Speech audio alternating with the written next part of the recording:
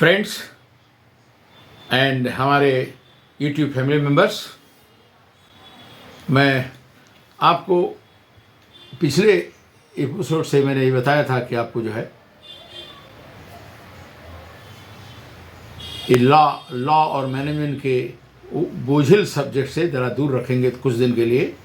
और मैं अपने एक दोस्त जो हमारे बड़े घनिष्ठ मित्र थे, राम प्रसाद, उनके बारे में बताएंगे। बड़ा इंस्पायरिंग स्टोरी उनका है, उससे आदमी सुन करके देख करके जो है आगे बढ़ने की कोशिश करता है और उसको काफ़ी उत्साह मिलता है।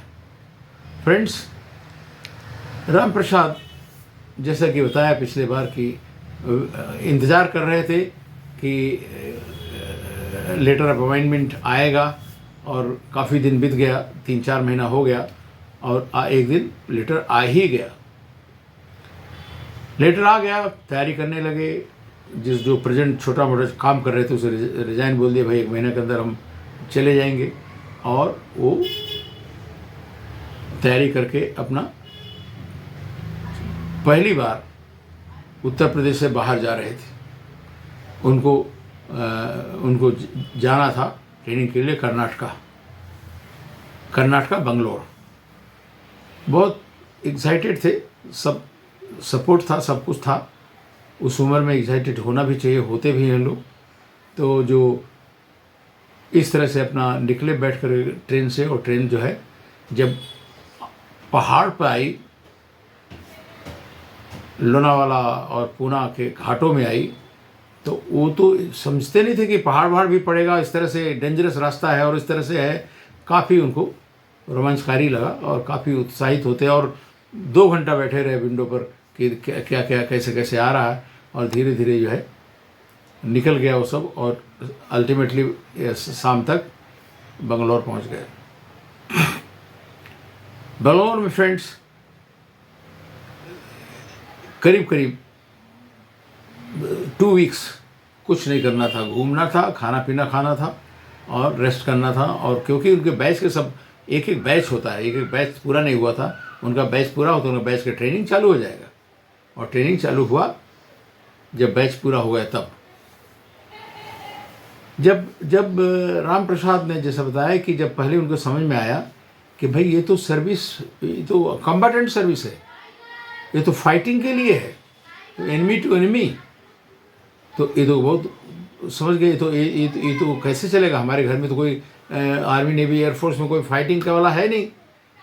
एनी हाउ उन्होंने कैसे भी करके जो है अपना चालू किया। और बहुत कठिन था, जैसे कि सुबह 7 बजे से 10 बजे तक ग्राउंड ट्रेनिंग इंस्ट्रक्टर्स रगड़ करके ट्रेनिंग करवाते थे, और 10 से लेकर के 1 तक क्लासरूम ट्रेनिंग, सारे एक्ट, रूल्स, रेगुलेशंस, और उसके बाद में सब पढ़ाए जाते थे। और लंच के बाद में, रेस्ट के बाद में 4 बजे से लेकर 6 बजे तक फिजिकल ट्रेनिंग। इस तरह से कंटिन्यूसली साल भर चला है ट्रेनिंग।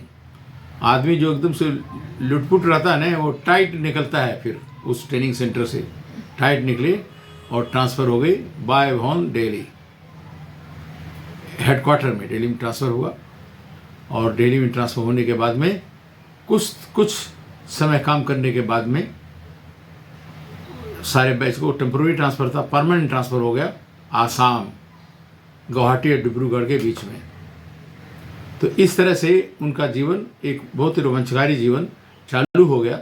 और राम प्रसाद को वहाँ जाने पर मज़ा आने लगा काम करने का। खाली उनको प्रॉब्लम वहाँ था ये कि मच्छर बहुत बड़े बड़े होते थे और काटने से तुरंत मलेरिया हो जाता था, जो हमको बताया उन्होंने।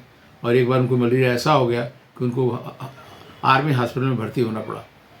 तो इसके अलावा बाकी बहुत जीवन उनका बहुत अच्छा था, बहुत रोमांचकारी था आसाम में। और इस तरह से हम अगले एपिसोड में फिर आगे बढ़ेंगे।